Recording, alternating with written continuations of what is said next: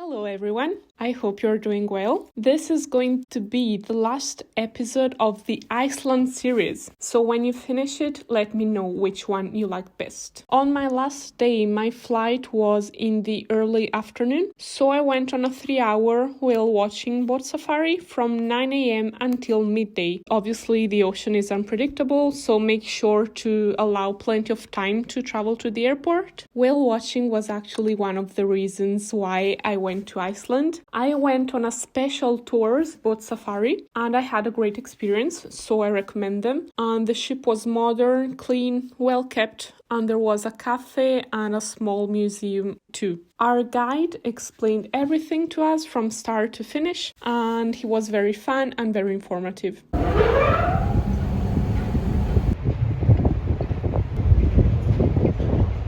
And he said that his is a real job and he was from Germany. And bear in mind that if you want to move to Iceland and have a dream job, I'm giving you some inspiration. At the beginning of the journey, while leaving the harbor, there was a guy that left the upper level while the guide was explaining the safety rules, and he went down the stairs facing forward. So the guide said, okay, when you go down the stairs, you need to do the exact opposite of what the guy just did now.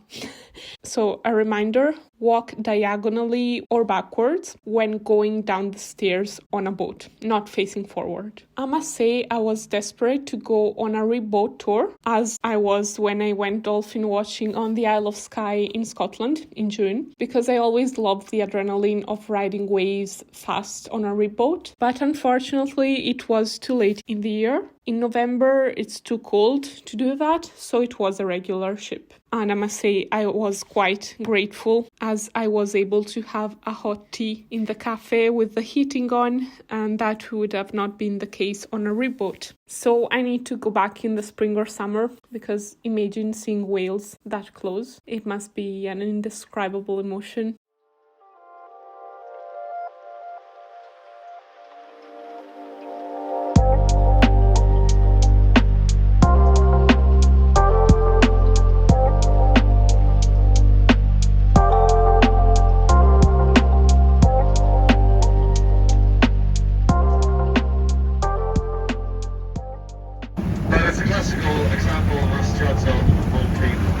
Another classical example of a stratovolcano, but this time this one is classified as still active, is the one that is at our 12.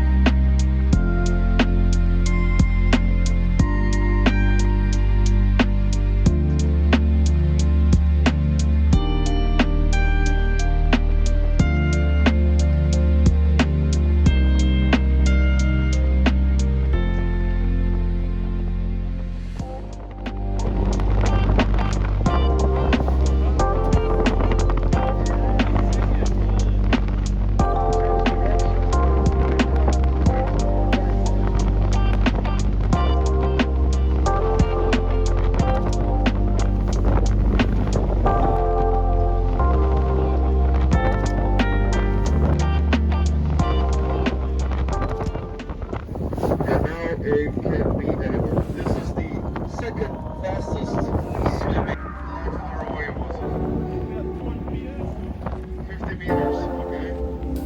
It's not far away. So keep looking on the right side of the boat. Somewhere between 2 and 3 o'clock in the morning. Oh, there it is. 12 o'clock, right in front of us. Really beautiful.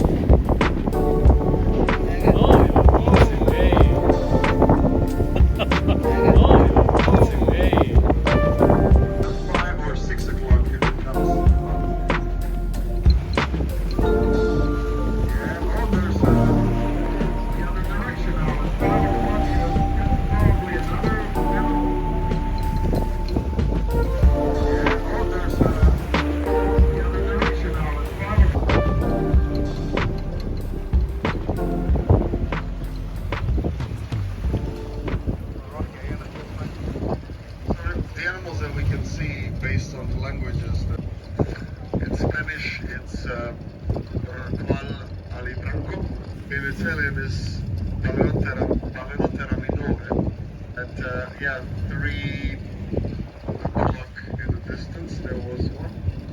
One of the reasons why I found Special Tours a great tour operator is that during the tour, the guide takes photos for you. The guide said, don't bother filming or taking photos so that you can enjoy the moment, because I promise I have a great camera and I'm good at photography, so there's no reason why you should look into the camera instead of looking with your own eyes and seeing the whales.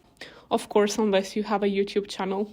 No, I'm joking. Obviously, I love video making and I enjoyed that moment anyway. Even though I must say it's very difficult to film minke whales because they're quick and unpredictable. It's a bit like the geysers. You need to keep your phone in your hands for a long time and you never know when they're going to come out from the waves. And at the end of the tour, the guide uploads the photos on the company's blog along with a description of the trip. Towards the end of our trip, the weather started getting worse and the 1 p.m. group after us didn't see any whale, only a seal at the harbor, which we didn't see. So I feel very grateful. At the end of the tour, we could ask questions. My question, as I saw the restaurant advertising whale meat in Reykjavik the night before, was, is whale meat actually eaten often in Iceland? And our guide replied that very few Icelanders eat whale meat. It's usually tourists that do so. So context is important before pointing fingers. He said that one of the richest men in Iceland owns a whale fishing company that sells whale meat in Japan so that they can produce dog food. His daughter is against it and the company isn't earning much at the moment, but he doesn't want to stop as his father did it. So there's an emotional attachment because of the family tradition and history, and I think we all know how difficult it is to stop traditions when they're rooted in history, even though they're cruel. In Iceland, you can recognize restaurants that don't support whale hunting because they have the sign outside that says, meet us, don't eat us. As in, come on a whale watching tour to meet us. And yeah, of course, we never know how all this actually works. Anyway, the reply to my question took a philosophical turn, which I enjoyed very much because it made me think, and a recap will follow. The biggest threat to whales is not fishing, but the direction we decided to go for, or that someone else decided for us. Norway, Japan and Iceland didn't sign to stop whale hunting, and it's easy to see them as the bad guys, but you always need context. The French have been hunting whales in Iceland for many years. The bigger, the better philosophy isn't feasible. There should be a shift in the way we think. Economy wants an increasing growth, which is insane as the world is linear. So is exponential growth necessary? Perhaps that's not the desirable way to go. People need to be empowered and not made feel bad for every choice they make by multi-billion companies. Always question everything and make the connection for yourself. We need to stop seeing nature as something which needs to be exploited and raped. It's a responsibility for everyone to see the bigger picture and not take everything at face value. So yeah, this was the recap of what the guide told us, and Let me know in the comments what you think, because I think it's a really interesting discussion.